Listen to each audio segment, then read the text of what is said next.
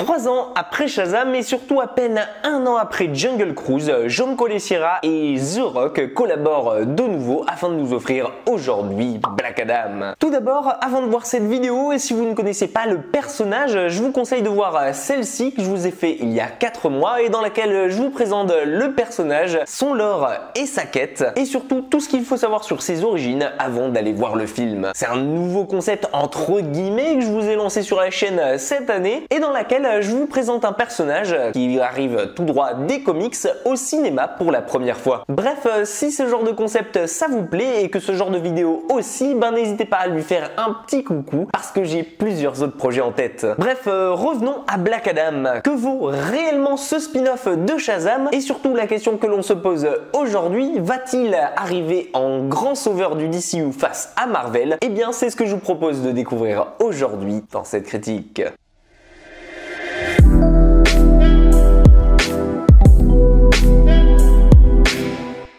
Commence donc ici par une remise en situation à l'époque de Tête Adam, point environ 2500 avant JC. On y apprend donc rapidement qui il est, comment il est devenu le champion des dieux, mais aussi et surtout comment il est devenu le champion de tout un peuple après avoir terrassé le roi tyrannique qui régnait sur tout le Kandak. Seulement voilà, lui qui devait être un être pur pour être digne de ses pouvoirs, il n'a pas respecter véritablement cela. Et en perdant ses moyens et en se laissant envahir par la vengeance, afin de se débarrasser du roi, il va perdre ses pouvoirs de champion, mais surtout se faire enfermer pour toute l'éternité par Shazam en personne. Jusqu'au jour où, de nos jours, le film s'ouvre sur la quête d'aventuriers. Des aventuriers en quête d'une légendaire couronne de Sabbac, une couronne en éternium, et qui aurait la puissance de fournir le pouvoir absolu à quiconque la porterait. Bref, c'est un artefact légendaire qui suscite beaucoup d'interrogations mais aussi et surtout beaucoup d'envie de la part des envahisseurs du pays et nos aventuriers font partie des seuls qui sont ici pour la protéger et la mettre en lieu sûr afin que l'ennemi ne puisse s'en emparer. Ils sont donc là pour protéger leur peuple opprimé depuis plus de 20 ans et c'est en craignant pour leur vie et en voulant se débarrasser de leurs ennemis qu'ils vont en quelque sorte et par un heureux hasard libérer Black Adam de sa prison magique. Seulement voilà, ils sont à des lieues de connaître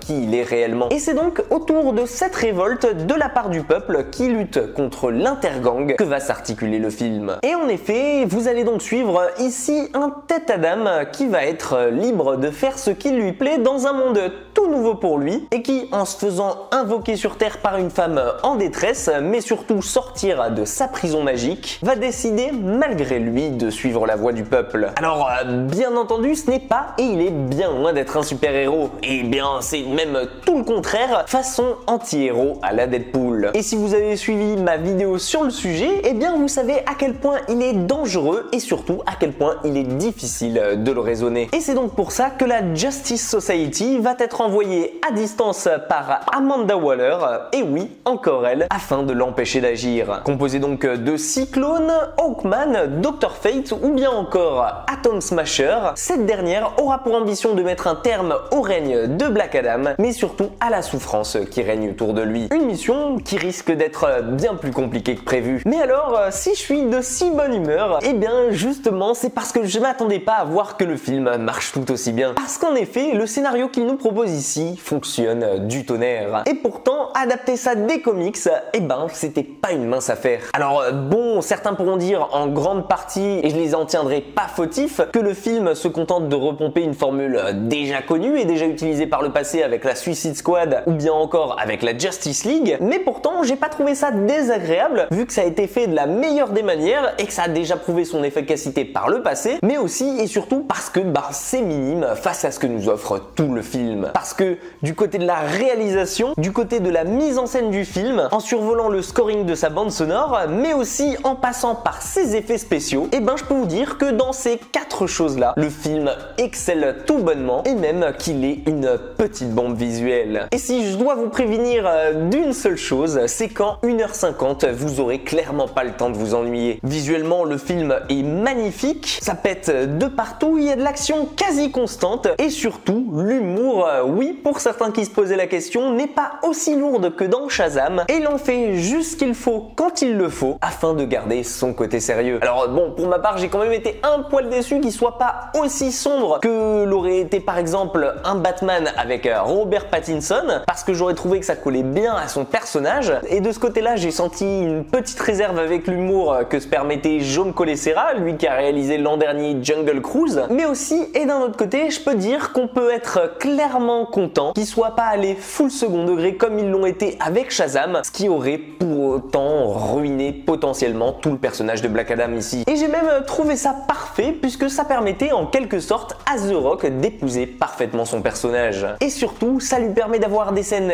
épiques à souhait et qui ne sont à aucun moment gâchées par l'humour du film. J'ai d'ailleurs noté que Jaume Collet-Serra avait fait pas mal de petites références cinématographiques, comme par exemple celles les plus évidentes à Clint Eastwood et qui sont tout autant appréciées ici. Et on sent surtout que dans la réalisation de ce Black Adam, que ce soit dans ses scènes les plus épiques possibles, avec l'utilisation de la slow motion, que Jaume Collet-Serra n'en fait pas trop, mais bien tout juste ce qu'il faut pour pouvoir nous faire plaisir. Le film est d'ailleurs très beau visuellement, si vous l'avez pas déjà compris, vu que ça fait 3 fois que je le dis, mais je tiens surtout à le souligner parce que contrairement à Marvel, eh ben c'est un de ses plus gros points positifs ici. Et on sent surtout aussi avec les personnages qui apparaissent ici, qu'ils se sont fait un gros kiff, mais aussi et surtout qu'ils les ont mis à profit, que ce soit visuellement parlant ou bien scénaristiquement parlant. J'entends par exemple les scènes avec Hawkman ou encore avec Dr Fate et qui seront pas sans vous rappeler celles de Sam Raimi avec son Doctor Strange et qui pour ma part sont éblouissantes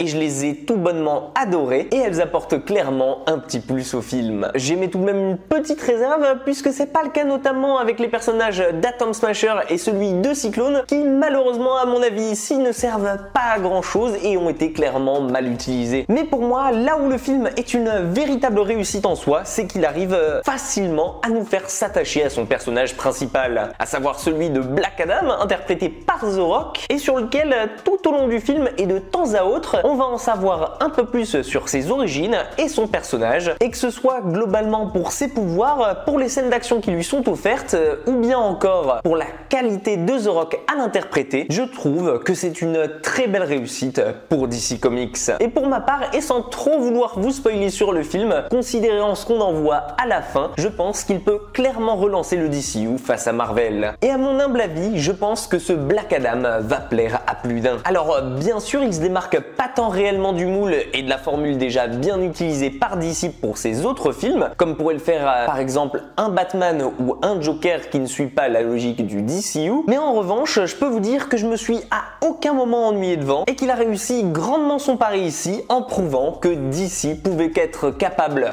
autant du pire comme ici du meilleur. Et pour ma part, c'est un très bon travail d'adaptation qui était pas si facile à exécuter. Et en tout cas, il prouve que Dwayne Johnson avait raison en poussant Hollywood et les studios de DC à sortir pleinement un film sur ce personnage qui le méritait et qui méritait surtout plus que d'une simple apparition en méchant face à Shazam. Et vous, qu'est-ce que vous en avez pensé? Est-ce que pour vous, ce Black Adam est véritablement le sauveur du DCU face à Marvel? N'hésitez pas à me donner votre avis dessus en commentaire, je l'attends avec impatience. En tout cas, pour ma part, je vous conseille grandement le film. Et si la vidéo vous a plu, n'hésitez pas à lui laisser un petit pouce en l'air et surtout à vous abonner à la chaîne pour me donner de la force pour la suite. En tout cas, prenez soin de vous et comme d'hab, moi je vous dis à très vite dans une toute nouvelle critique.